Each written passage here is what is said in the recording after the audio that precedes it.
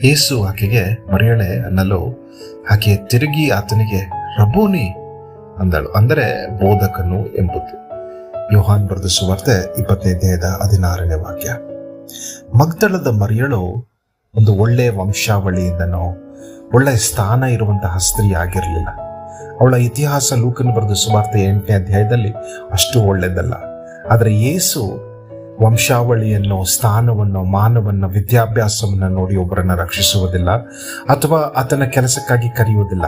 ನೀವು ಯಾರೇ ಆಗಿರ್ಬೋದು, ದೇವರು ನಿಮ್ಮನ್ನು ಪ್ರೀತಿಸುವಂತವನಾಗಿದ್ದಾನೆ. ಈ ವಾಕ್ಯದಿಂದ ನಾವು ಏನು ಕಲಿಬೋದು ಅಂದರೆ, ದೇವರು ಆಯ್ಕೆ ಮಾಡುವುದು ತನ್ನ ಪ್ರೀತಿ, ತನ್ನ ಕರುಣೆಯ ಆಧಾರದ ಮೇಲೆ. ಆತನು ನಿಮ್ಮನ್ನು ಏನು ಮಾಡಬಹುದು, ಆತನ ಶಕ್ತಿಯನ್ನು ನೋಡಿ ನಿಮ್ಮನ್ನು ಆಯ್ಕೆ ಮಾಡಿದ್ದಾನೆ. ದೇವ್ರ ಮಕ್ಕಳೇ, ಇವತ್ತು ಯೇಸು ನಿಮ್ಮನ್ನು ಪ್ರೀತಿಸ್ತಾನೆ. ನಿಮ್ಮ ಮೇಲೆ ಕರುಣೆ ಇದೆ, ನಿಮ್ಮ ಮೇಲೆ ಪ್ರೀತಿ ಇದೆ. ನಿಮ್ಮನ್ನು ಆದಿದ್ದಾನೆ, ನಿಮ್ಮನ್ನು ಕರೆದಿದ್ದಾನೆ, ನಿಮ್ಮನ್ನು ಕಳಿಸ್ತಾ ಇದ್ದಾನೆ. ದೇವರು ನಿಮ್ಮನ್ನು ಆಶೀರ್ವದಿಸಲಿ.